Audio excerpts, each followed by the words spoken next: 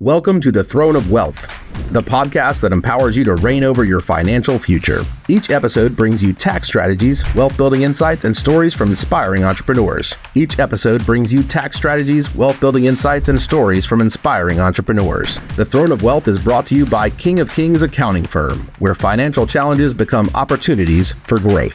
Let's get into it. Welcome to today's podcast.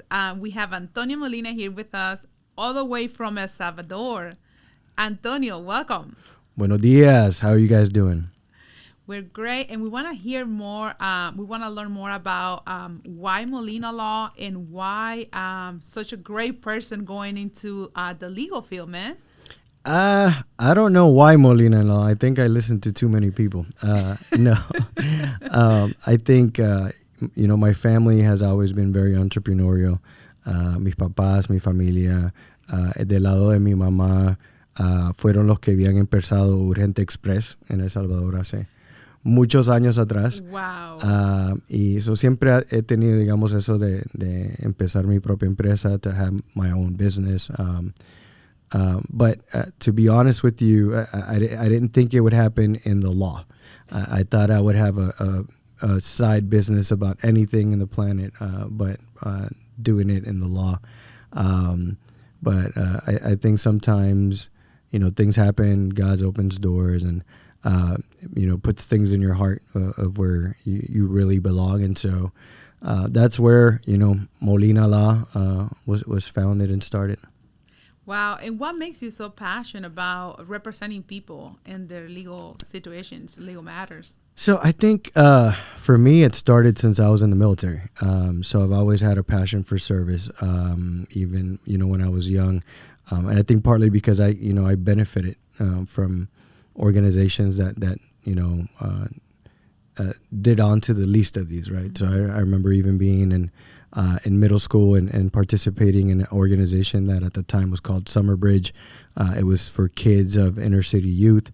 My family at the time obviously didn't have many funds, and that exposure to college students that would come to teach us during the summer, classes like chemistry and physics and film, and growing up in a one-bedroom apartment in La Pequeña Habana, you don't have much access to that. So I think that started to instill in me like, hey, I got to do something as well. And when I was in the service, I obviously volunteered and did a lot of different service projects. And so that continued, until when I got out of the military, trabajando en el consultorio médico hispano, ayudando a la comunidad, viendo la necesidad, y especialmente viendo que hay cosas que ni los médicos pueden curar, ¿verdad? Mm-hmm. So how helpful is it that we give you medication to get you better, but you're back here next week because your living conditions are, such a way that it creates, the medical condition that you have in the first place.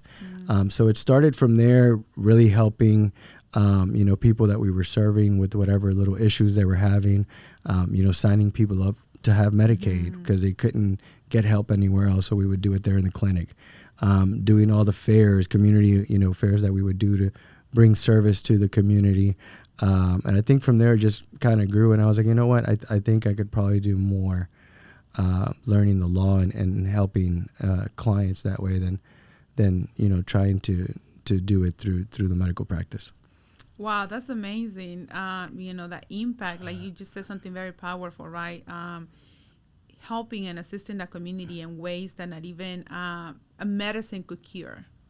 Kind of like, change of mentality when it comes to understanding their processes, and having the legal representation.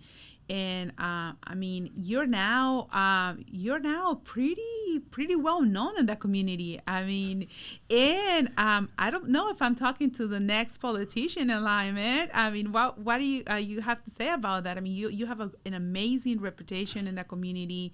With the government officials. How was that born? Where did it all came from? I think really it's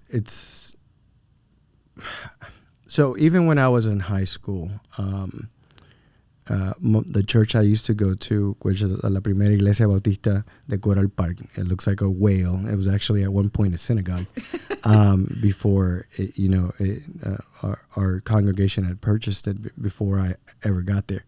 And we would do things with candidates. Back then it was with Jeb Bush. So actually helping, in that campaign as a young person, trying to get the word out.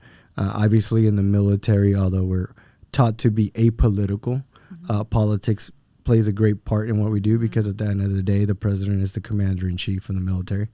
And so I continued to be active, throughout the military. And then when I got out and started seeing, especially the way that our community was being treated, for me, it was shocking, because I had just got out of the military, had been there 6 years. I went in right before 9/11, served during anti-Iraqi freedom, did various counter-narcotic operations, all kinds of things in the military, to come out and then see, the general community attacking my community. And I was like, oye, espérate, yo me metí al ejército para 6 años para defender este país, y esto es lo que ustedes están diciendo y haciendo con nosotros. And so it got me really activated. And then seeing the plight of my community and the patients that we were seeing, and getting involved to try to change things, right, with living conditions, and putting, apartment complexes on notice that their actions could be criminal. I think kind of like instilled something in me to start getting involved. And I started getting involved politically.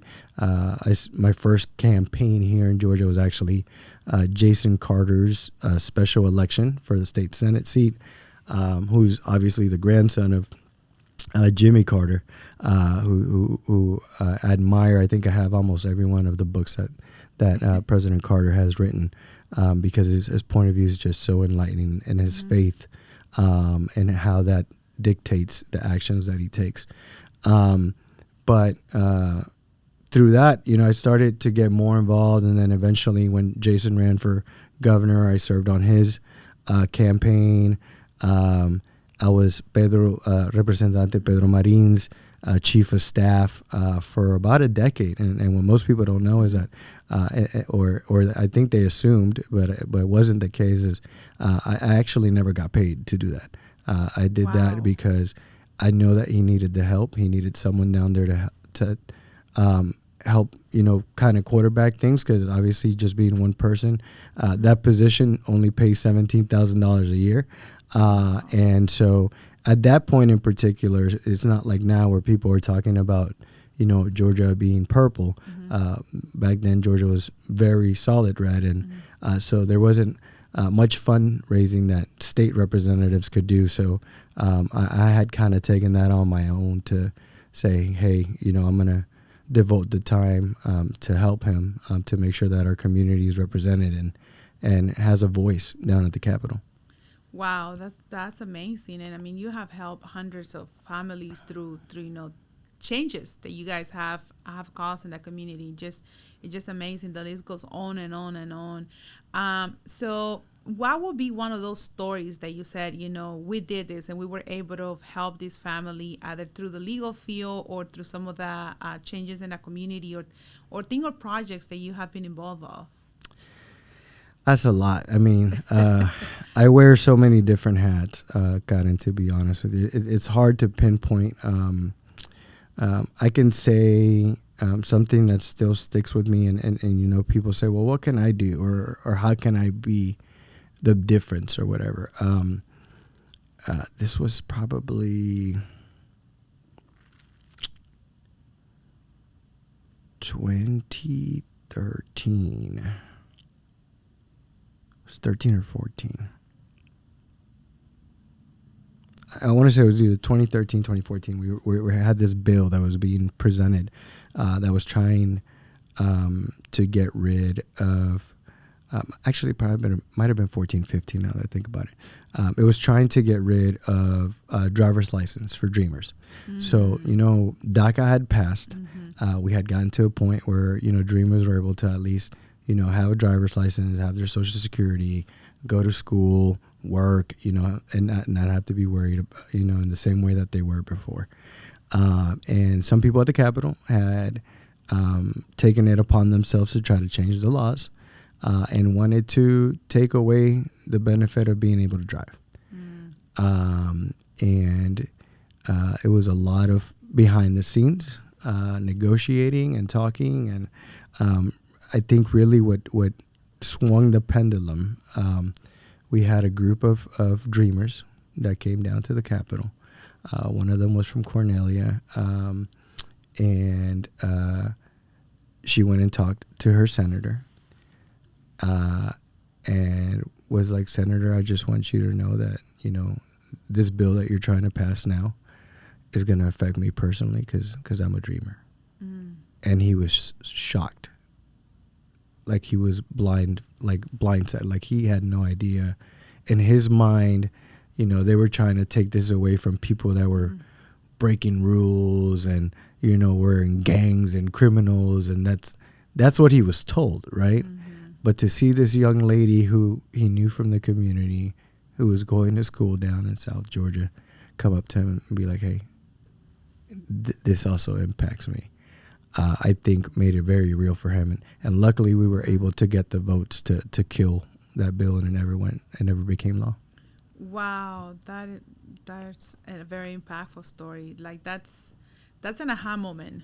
That's an aha moment. It brings you to realization of, sometimes what we think is completely different, what we have in our head that reality shows. It's wow, that's impressive. But today, who's Molina today in present? I mean, this is all wonderful, marvelous experience. But today in 2024, Molina Law is born. Tell us about your new office. About now you're going solo. Yeah, I would say for anybody that's out there that's thinking of doing this, just think twice. No, it's beautiful in that I get to control 100% of my time. It's difficult in that I think when you shift from, being a successful attorney, right, where I was very comfortable, I was making enough money to be comfortable, and obviously that was growing and growing, to a point where now you're no longer just an attorney. Now you're an attorney and a business owner. And the business owner part sometimes takes up a lot more time than the attorney part. And understanding that and managing those things, there's so many little things that you kind of take for granted, right? So I was telling my team, I was like, bueno, anteriormente yo acababa la demanda, se la daba a alguien, and it would go somewhere. And then eventually I'd get a response from the insurance company or whoever we were suing. Now it's like, oh no, wait, I got to take it to the mail. If not, it's not going to get anywhere. Or going to the bank, right? It's like el cheque no solo llega y automáticamente está en la cuenta y ahí te depositan cada 2 semanas y está bien. You got to be the one, running the Gusto to make sure everybody's getting paid. And it's a great thing that Gusto reminds you. It's like, hey, you got 3 days to run your payroll. Thank you. So those little things, you just don't really consider. The one great thing, though, is now that obviously I have a business, I have a lot of business expenses. So my Delta status has come up now. So I finally made it to platinum. So that's a win. I'm still shooting for the diamond one of these days. I feel like como es Medicaid o Amway, ¿verdad? Que estás tratando de llegar al próximo nivel y nunca llegas. Try to aim for the next level. But it's an experience. I joke, although it's probably not really a joke, but I probably work 3 times as much and make a quarter of what I was making before. But with that also comes the freedom that, 2 weeks ago, wanted to take my family to Lake Lanier on a Tuesday. And I could do it. I didn't have to ask anybody permission. I just said, you know what? The office is running. Everything's going okay. I'm going to take this Tuesday off. And for me, in particular, time is the most valuable thing that we have. I tell a lot of professionals all the time that get so bogged down in the nitties and growth and all this. And I'm like, ¿Cuánta gente tú conoces that you still talk about that did XYZ and had how much company growth, you know? How many businesses, are built on the shell of a business that existed there before, and who ran it? Nobody knows. I was like, so using your time, to maximize, I think, the joy and the blessing that we have to be here, I think to me is more valuable than, $100,000, $200,000 que puedas tener en el banco, porque la vida se te puede arrebatar en un segundo y ¿para qué? Todo lo que hiciste, ¿para qué? ¿Y quién se va a acordar? I tell... There's no great memories. Yeah, I mean, I tell people all the time, right? Even in our community that's growing, and we have so many amazing leaders, right? But I tell people, who ran the LAA 20 years ago? Nobody knows. A couple of us know, but majority of the community, like, exactly, I don't know. Exactly. Yeah. Who and so todo ese esfuerzo, toda esa la gente a veces se mata, ¿verdad? Tratando de alcanzar algo y dejando atrás, digamos, lo más importante. So I've made it an effort, and that's one of the reasons too why I opened the firm. I wanted to be able to ensure that I had the time for my family, my girls. I got 3 girls. All of them are growing up. And I want to make sure that I'm present, and using my time wisely. For a long time, you asked me earlier, how do you know so many people, elected officials and all that? It's because I sacrificed my family to do that. It required me being at events almost 6 days a week. Until one point, even my marriage was rough, and my wife kind of made it clear, right? Like, wait, you gotta decide what is it gonna be, because you can't be married to your community and me, because there's just not enough room, right? And so I think took that to heart and really started looking at, okay, well, where do I have to be at every single Hispanic event that happens in Metro Atlanta? Probably not. I mean, most of the time I was seeing the exact same people that we see every single time at every single event. And so I started really to, focus on, all right, which ones are the ones that I can actually make an impact by attending, whether it's, conversations that could be had, doors or opportunities that could be opened either to, myself or more importantly, my community, right? A lot of times I stand in certain situations where I'm like that, el primero, ¿verdad? Y once they see what I can deliver, usually that opens the doors for them to be like, hey, who else do you have that's like you, right? Or I'll get calls now from other, people in the community like, hey, we'd love for you to be on this board. And I'm like, well, I can't, but I think I have someone that's probably better than me for you in that position, because that's the world that they, that they participate in. And it's doing that too, right? It's making sure that we're opening and creating opportunities for others to be able to grow so that we can all grow. Wow, that's amazing. So you're now experiencing the entrepreneurship lifestyle. The good and the bad. What is that? The good and the bad, the right? bad es que no hay plata, pero primero Dios algún día sí. And then having to take that story resonates with me a lot, and I think with many others that would listen to this, that you delegate when you're an employee at a business, right? And you depend on others. But when you're the business owner, you have to make sure that things happen. You have to learn. You have to become a good leader. A good leader has followers, right? There's I was telling one client that you can be a great manager, but sometimes you are put in there by authority, giving authority by the owners. But leaders, most of the time, are those that people follow, even without a title. And so when you're a great business owner, a great entrepreneur, it's very important that we, review those skills, right? If we have followers, right? If we have people, our team that believes in us, cascading the vision to our clients, to those around us, because a lot of times, a lot of doubts come, and it's funny, just the little thing, just taking the mail happened to me. Juan found Juan found a bill that was supposed to be mailed out 3 months later, and he's like, "You never took it to the mail." I'm like, "Oh no, I put it in the table." He's like, "Well, it doesn't walk." No tiene alas, vos tenés que llevarlo. No. You have to take it, man. It's like, No, y llegas al correo y es como que si fuera el DMV. Esa gente, vos. Media hora, 45 minutos. Waiting in line so now, and those are the things too that like you learn, right? You're like, you know what, maybe I don't need to be the one going to the mail and spending 45 minutes of my time in that line, when I could use those 45 minutes to actually practice law. But it's those little things that, you know, and I think at the beginning it's hard too, because it's hard for you to like kind of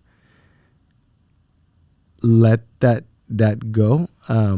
Parte porque tú dices, bueno, esto es like, I'm all in on this, right? Like, if this doesn't work, tengo que ir ahí en las rodillas de regreso a tratar de buscar un trabajo en otro lugar, you know, and you're like, I ain't going to do that. So you're very committed to making something succeed, and I think sometimes you hold on too much control that way, right? So one of the things I've been working on is really walking by faith too, right? Like that, I have to have faith that the people that I've brought onto the team are part of the team, and that goes back to leadership, right? So for me, you know, one of the things I've told my team, and I might be the only firm that has these hours, but I was like, listen, I told y'all we were going to do quality of life, so we're going to do quality of life. So we're only open from 9:30 to 4:30. If it's, you know, major holidays, I told them we're implementing military hours. So if it's a 4-day weekend, el viernes vamos a trabajar hasta las 12 y nos vamos. Porque, I mean, that's how you do in the military. Yeah. On Fridays, you work till noon, and then the day is off. And Mondays, if Monday's off, that means that Friday you're leaving at noon. If you're not leaving at noon, it's because y'all did something bad, and now you have to work later. But it's really providing that quality of life, you know, so that they also see the value in what we're doing, and not just see themselves as an employee of the company, but as a team member. And, you know, I value their input as much as anybody else's. And we're all, you know, kind of building this thing together and learning as we go. And I think when you start, I had, you know, the benefit and the blessing that I ran a medical practice for 13 years before I even went into practicing law. So I had I guess a different background when I went into it. But even then, right, I was always hesitant. I was like, no sé si quiero arriesgar. You know, I'm glad I did it. I think, you know, even now I'm already seeing, you know, the growth of the office. I'm not out here trying to be, you know, the Bader, Seth Baders or these guys, you know, with all these big firms, 500 empleados, whatever they have.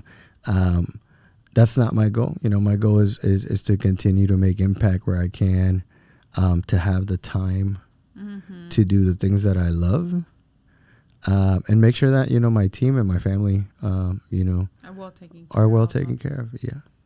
Yeah, that's amazing, because, you know, sometimes people define success by how big they get. But it goes back to the same way you were saying, right? Where you're allocating your time and what's important to you, and what are you willing to trade off, right? If it's your time, with cases that is your family time, then it's those memories with your children's, or, you know, your free time of you know, kind of like relaxing or enjoying some of your time. So that's great, Antonio. I'm so excited for Molina Law and everything that you're doing in the community, you know, to the clients. It requires a lot of passion, man. At the end of the day, all these issues that come across and helping the families, you know, you need to have some sense of, like you were saying, sense of love and passion for what you do, like going back to earlier when you're in the conversation, that when this young lady came up to the senator and said, you know, this new change will impact me, right? I'm seeing every case like it's a family behind it, not just the paperwork. I think that's the difficult part. How has King of King add value or help you, or what do you think about us? No, it's been great, you know, having the entire team that I can kind of call on. You know, as well, I know that if I could take QuickBooks and burn it, I would. That program is the death of me. But, you know, obviously having someone like yourself that I can call and be like, Karen, no sé qué hice. pero mira, esta babosada no cuadra. Le pongo el número y no hace nada. And how do I cut checks in this thing? Why can't I just get the checkbook? Y ahí lo escribo y lo mando. No. But keeping contabilidad is like, man, that's a full-time job in itself. But having, you guys here to be able to help me, guide me through those things, guide me through the whole S Corp thing. So I'm an attorney, right? But I don't do tax law. I have no idea, how to fill those forms out or I'm sure if I took, 2 weeks to learn it, I probably could have done it. But that's the other thing, right? And I think it's important to understand as a business owner, you have to learn how to maximize your time, and that you can't do everything yourself. As much as you want to, if you want to actually grow, if you actually want to have quality of life, you have to put things into other people's hands, and having someone that you can trust, that knows what they're doing, that's responsive, that can help. I mean, even setting up like the payrolls, right? Con gusto y todo eso. I mean, those were things that, having you guys there to really help, kind of captain the boat, right? And be like, oh, mira esto, vamos a hacer esto, we're going to set it. And I mean, till this day, I still don't know how to assign funds when they come in. And I'm thankful that you handle that for me, because I know how to deposit the check in the bank and how to run the checks now on QuickBooks. So that took me about 3 weeks to learn. So that's fun. But no, it really has been great to like have those, that kind of hand holding, right? To be like, okay, tú eres experto en esto, tú sabes hacer esto. You do that. Let us handle this. So that it's a great thing to have, and I think every person thinking about starting their own business, especially if they're leaving one field or going out on their own, really need to make sure that they have that right type of partner to kind of guide them through it. Because if not, it's a lot to try to learn, and especially in a short period of time. No, and like you were saying, it would have taken you 2 weeks. In 2 weeks, you need to focus on working on the cases and on the business, right? No, and it could have taken me 2 weeks. It could have taken me 2 months. Todavía estuviera ahí tratando de averiguar esa osada, pero I said it could have. It could have taken me 2 weeks. What is one of those aha moments that you probably have had in one of our conversations, maybe with me or maybe one of our team members or with Juan, that you're like, oh, okay, or those impactful moments that you're like, okay, I see the point on this, or I mean, I think a lot of it is just in general, right? Understanding, like contabilidad en sí, it's such a different thing, right? And understanding that in your mind, it's an expense, but in your minds, you're like, well, what kind of expense, and how are we going to be able to actually use this so that you're not, al final del día, tío Sam te está quitando más del 50%. And I'm like, so it's not just an expense. It's a certain type of expense. So, yeah, categorizing things. In my mind, I got cemented your face, like when we had opened the QuickBooks y te llamé via Zoom, and I was like, oh, but I already put categories in. And she's like, you did what? I was like, oh, yeah, I just went on there and put, this is like, this is this. Yeah, that's business development. Yeah, that's good. And you're like, oh, great. And you just gave me work for a weekend. Awesome.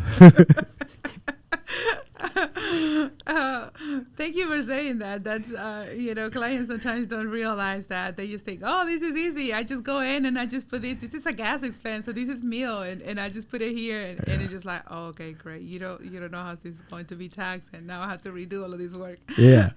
So now I learned. Ahora yo mejor espero. I was like, hey, mira, ahí está la cosa ahí. Well, thank you so much, Antonio, for this time. It has been amazing to learn about your story, your career, your path, and where you're taking Molina Law. How can people find you? So my website should be up soon. So that's going to be just www.molina.law. So not .com, don't confuse it, .law. And then on all social media platforms, I'm at Molina Esquire. Aunque se escuchaba el bayunco ayer en el programa, decía Molina Esquire. But it's Molina Esquire. Don't get it confused. It's Molina Esquire, not Esquire. Well, thank you so much for your time, Molina, and we'll be doing more of this in the near future because people need to hear how to prepare for exiting plans. How to, when they're going to sell a business. And this is something that we here at King of Kings are working with you alongside you representing the clients and the legal matters when it comes to selling their businesses, having the right contracts in place. That's very important. When you have a business and running a business, how to protect your family, right? Mm-hmm. That structure and all of that. And we do have an event coming up in October 5th, all about asset protection. And I'm really happy to announce that you're going to be there with us. So there's a lot to learn, a lot coming up, for that community to learn about structuring their business, having the right contracts in place. And if they get, into some matters, legal matters, or call you. Ahí estamos para servir. Yeah, thank you again. Te me cuidas. Ciao. Thanks for listening to The Throne of Wealth. Be sure to subscribe, share, and leave a review to help others find the show. A special thanks to our sponsor, King of Kings Accounting Firm, dedicated to helping you build and protect wealth for generations. Until next time, take the reins of your financial future and lead with confidence.